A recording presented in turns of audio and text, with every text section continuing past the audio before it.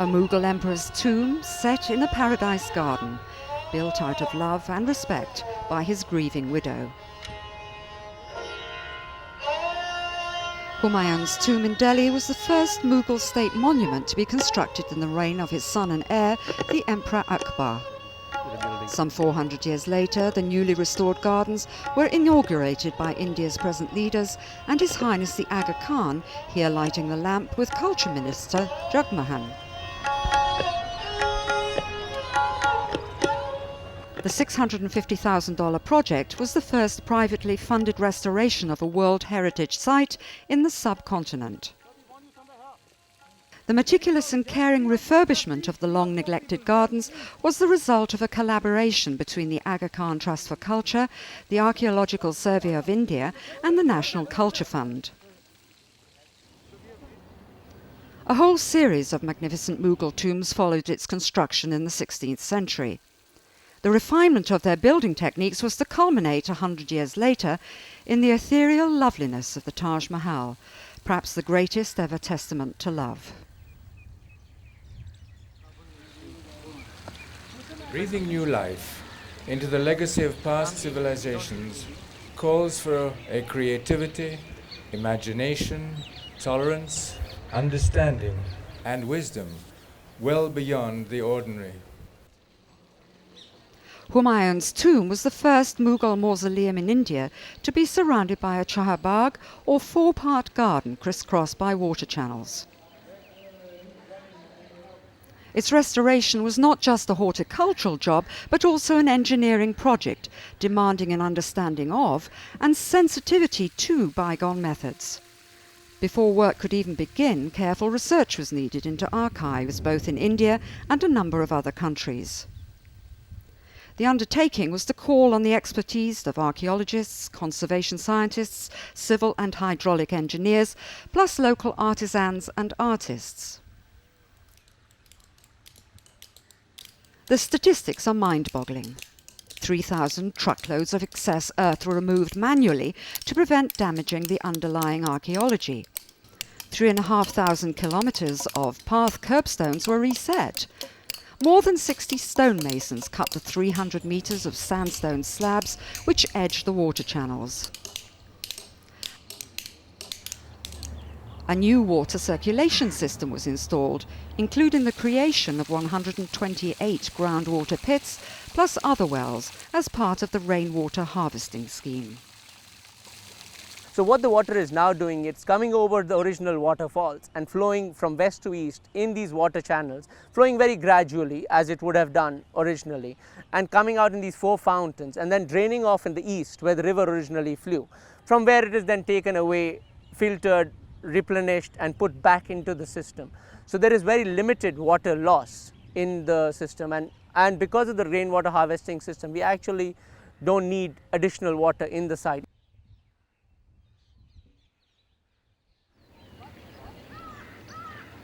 Water channels were relayed to such exacting standards that their beds rise only 1 centimetre every 40 metres. The choice of plants was based on information found in Mughal chronicles. More than 2,000 shrubs and flowers like hibiscus, chandni, harsinga, motia and mogra were selected for their colour and fragrance. Oranges and lemons, loved by Humayun, filled the air with their characteristic tang, whilst mango and neem trees provide shade throughout the 30-acre site, creating a wonderful public space for residents and tourists alike. The Aga Khan Trust for Culture insists that each of its conservation and restoration projects should be able to have an important positive impact on that quality of life. We are keen that our investments create a multiplier effect in the local economy. Accordingly, we monitor their impact on the physical environment, as well as on disposable incomes and other indices of better living conditions. We also emphasize self-sustainability. The Aga Khan's visit to India was an official one at the invitation of the government.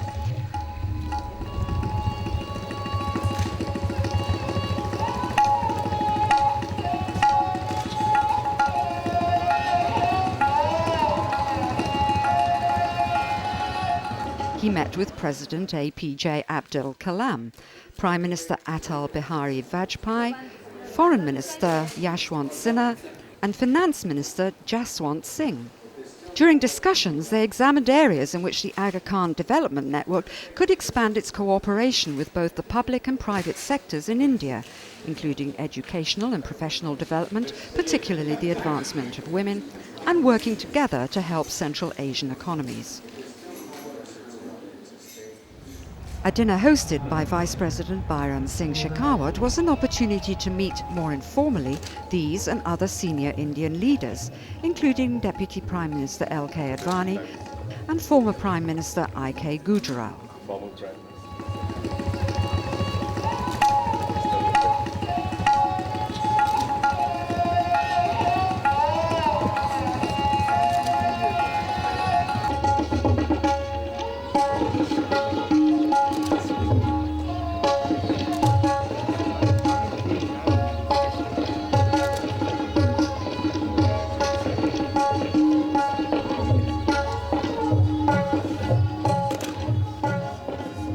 The Aga Khan also met the leader of the Congress Party, Mrs. Sonia Gandhi.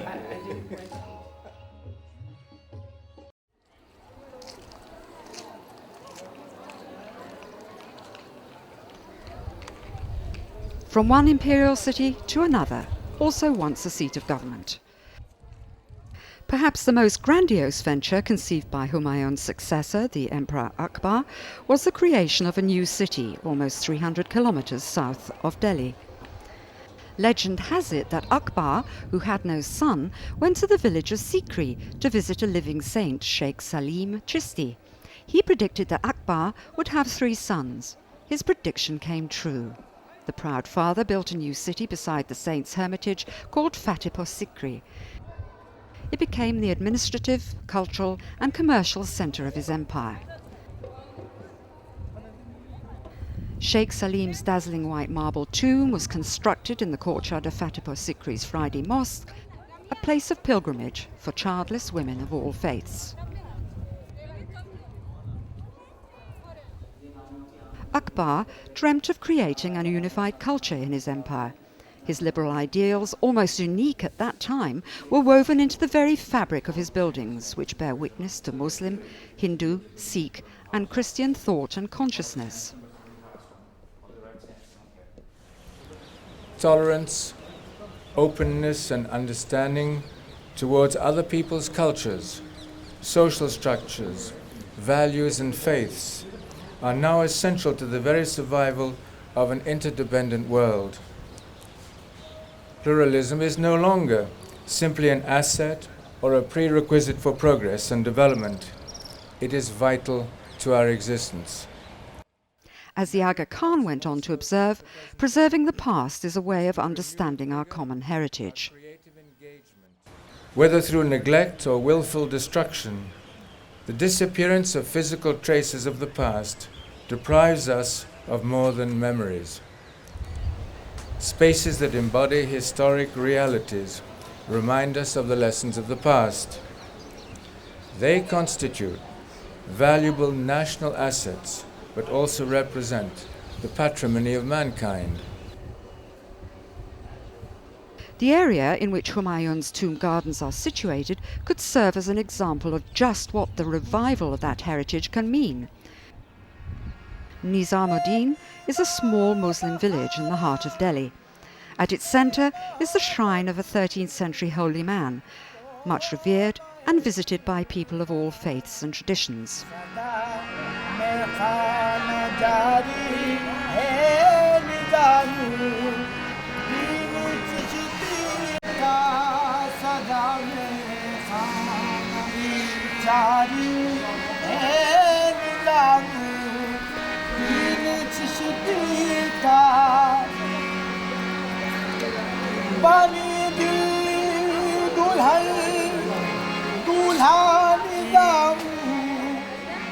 Around the shrine of the Sufi saint Nizamuddin Auliya is a neighbourhood of important historical and cultural interest. The neighbourhood, like much of Old Delhi, has potential for economic and social revitalisation. The restoration of the gardens of Humayun's tomb has launched the process of realising that potential.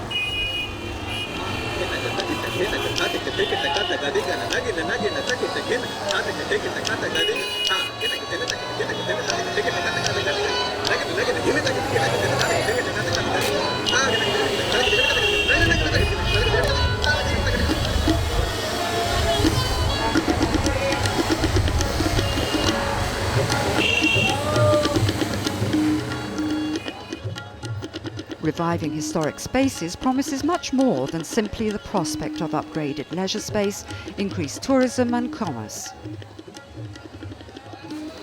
The regeneration of these streets, the improvement of the sanitary conditions, the creation of urban spaces that again have the lost prestige will be indeed a catalyst, if not a direct factor of socioeconomic development. In terms of life expectancy and infant mortality, improving people's livelihoods and living conditions pays welcome dividends, whether the task is modest or magnificent. As the scented twilight descended on Humayun's tomb, hopes for the future of the gardens and its neighbours were high. But one of the ideas of this whole thing is to recreate the paradise garden, the Char Bagh, that the original concept was. And with all this water flowing, fruit, flower-bearing trees, we hope the birds will come back and paradise would be recreated.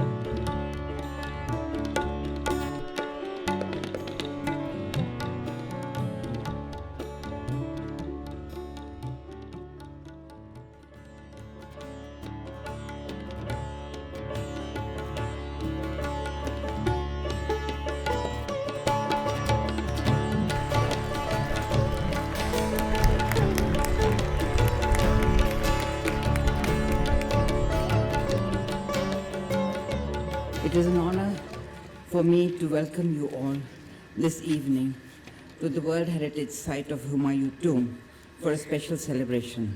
In the 16th century, Humayun's tomb marked the beginning of a new era in Mughal architecture, which combined Indian and Islamic elements.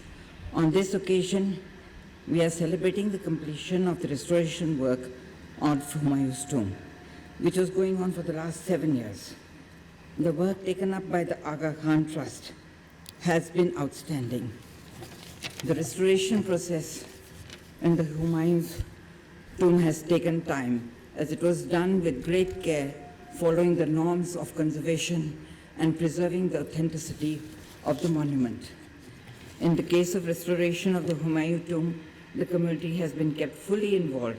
They have been made aware of their close association with the famous saint, Hazrat Nizamuddin. Today, Humayun's tomb, which glows as a beacon in the annals of the Indian history, has now once again opened a new chapter of public participation. This will result to adoption of new strategies in the field of conservation and preservation. Bismillahirrahmanirrahim. Your Excellency, Prime Minister Manmohan Singh, Minister for Culture, Srimati Chandresh Kumari Katosh, Mr. Ratan Tata, Honorable Ministers, Excellencies, distinguished guests, ladies and gentlemen. Let me first extend my special thanks to the Prime Minister, whose presence honors all of us. But there is another very important reason for me to salute the Prime Minister today. It was he who first recommended to the Archon Trust for Culture that projects like this should be built on public-private partnerships. We heeded his suggestion, and today the great majority of the 20 similar projects we have undertaken are founded on public-private agreements. We're also pleased that so many friends, old and new, are sharing with us in this most significant ceremony, in this truly remarkable place. Among those whom we welcome with special gratitude are the generous partners who have worked with us over many years. Let me take this moment to offer a special, grateful salute to the Sir Dorabji Tata Trust and the Sir Ratan Tata Trust and its chairman, Mr. Rata Tata. Thank you. We are happy that you all here, even as we have been overjoyed to know of the many millions who now visit this site annually. I understand that there's been a tenfold increase in visitors to the tomb complex since our restoration efforts began here more than a decade ago. This inauguration ceremony marks the accomplishment of a great goal. The gardens and now the mausoleum are fully restored. And we can be confident that the complex will be able to welcome, on a sustainable basis, a large number of additional annual visitors in the years ahead. The fact that so many people want to share this extraordinary experience, as you do today, is a heartening affirmation of the monument's continuing importance. We all feel its power to fascinate, to teach, and to inspire us, nearly half a millennium after it was originally built. As you may know, this Mughal monument, which dates back to 1570, was the first garden tomb complex on the Indian subcontinent. It inspired major architectural innovations, culminating in the construction of the Taj Mahal. I recall happily how our own efforts began here in 1997 in celebration of the 50th anniversary of Indian independence. Our initial objective was to restore the surrounding gardens, including the fountains and the pathways, according to the original plans. That was the first privately funded restoration of a World Heritage Site in India, and it had significant impact, vastly expanding the community's green space and stimulating an impressive flow of new visitors. As the garden project was completed, we were proud to become part of a new public-private partnership dedicated to the restoration of the mausoleum and other notable buildings on this site. Our partners include the Archaeological Survey of India, the Central Public Works Department, and the Delhi Municipal Corporation. We extend our deepest gratitude to all of them.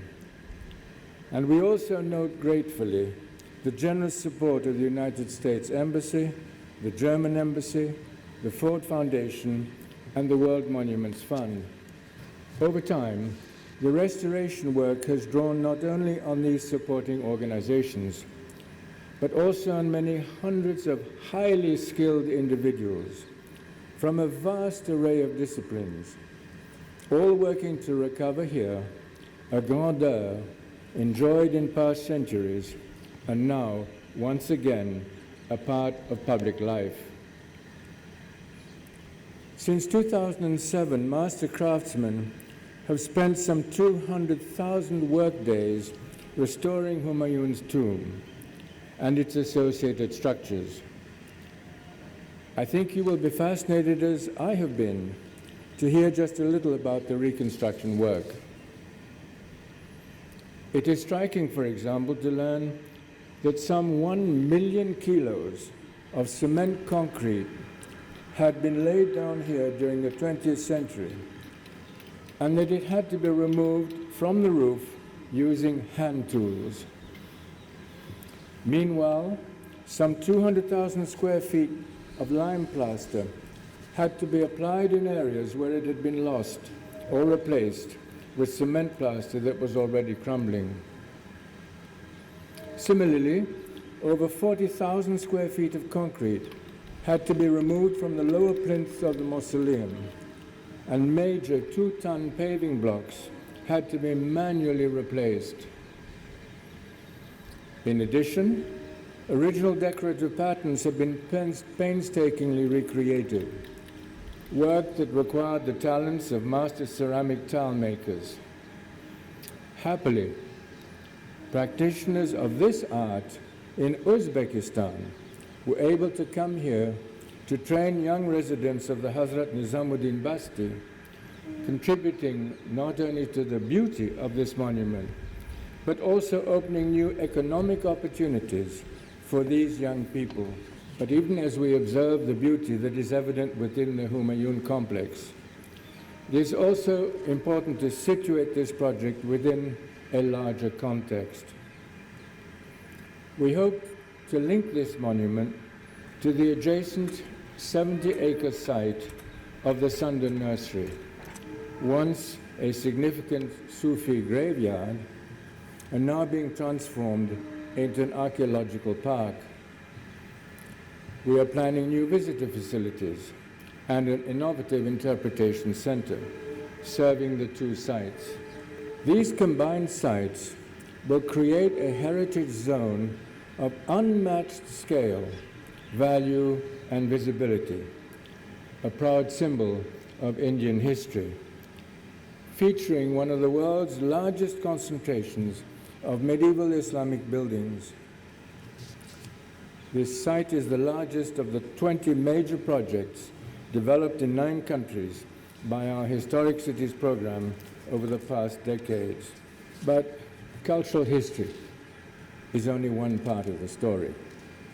A central premise of our work is that cultural enrichment and historic restoration can also be effective springboards for economic and for social progress. Rather than being a drain on fragile economies, as some once feared, investment in cultural legacies can be a powerful agent in improving the quality of human life. The impact of such projects can begin by diversifying local economies, expanding employment, and teaching new skills. And a continuing stream of visitors, properly guided and welcomed, can provide income streams far into the future, which can be further invested in economic growth. We've been encouraged by the impact of this project on the lives of some 20,000 inhabitants in the Nizamuddin Basti area. But we cannot assume that such favorable outcomes will emerge automatically from such work. They must be carefully considered and continually monitored. Here in Delhi, as elsewhere in our network, an intimate part of our program is what we call a quality of life assessment concerning the surrounding community, a measuring process that begins when a project is launched and continues long beyond its completion. In Delhi, this concern has led to a variety of initiatives in the core areas of health, education, and sanitation, including job training and access to microfinance. All of this is being done in close cooperation with local community groups, close partners in our work. The word partnership, in fact, could be the watchword of this celebration. What we honor today, above all else, is the spirit of partnership in which this work has unfolded. In my view, the ethic of partnership must be at the center of any successful project of this sort.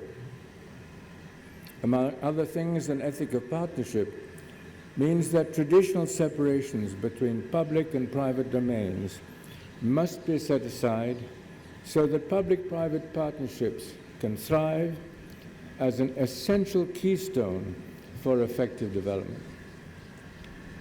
The role of governments, including municipalities, is essential, of course, in providing an enabling environment for development. But the public sector cannot do this work alone. A creative mix of participants is needed. Corporations and development agencies, foundations and universities, faith communities, and local community groups.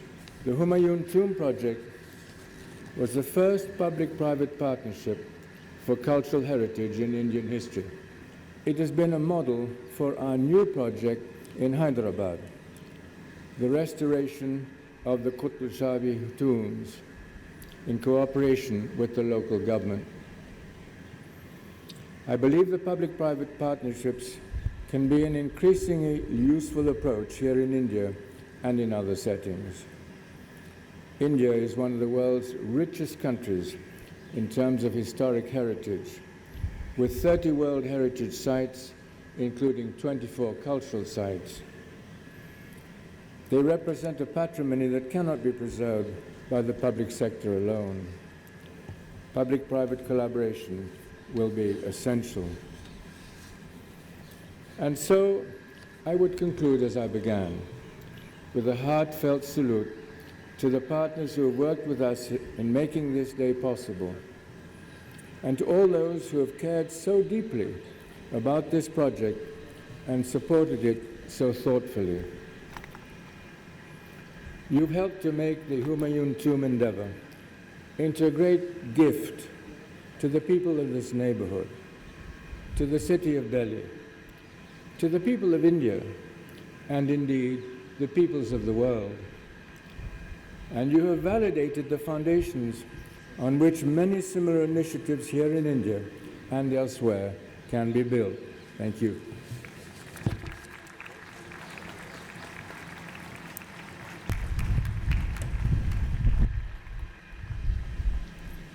It gives me great joy to be here this evening in a spot that is replete with the grandeur of nearly 500 years of Indian history.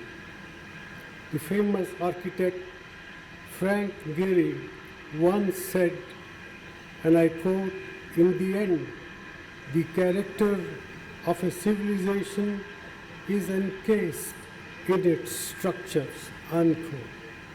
This complex is an important marker of our civilization, and it is therefore a privilege for me to join you at this ceremony marking the completion of almost 7 years of painstaking restoration work by the Aga Khan Trust for Culture in partnership with the Archaeological Survey of India and with the support of Sir Dorabji Tata Trust.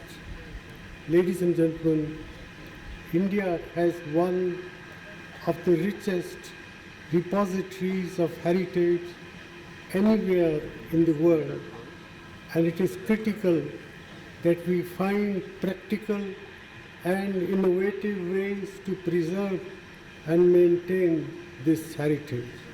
I am convinced that the effort to preserve our heritage can be productively dovetailed with local area development through infrastructure improvement, community participation, employment generation, boosting local crafts and arts, environmental conservation and landscaping.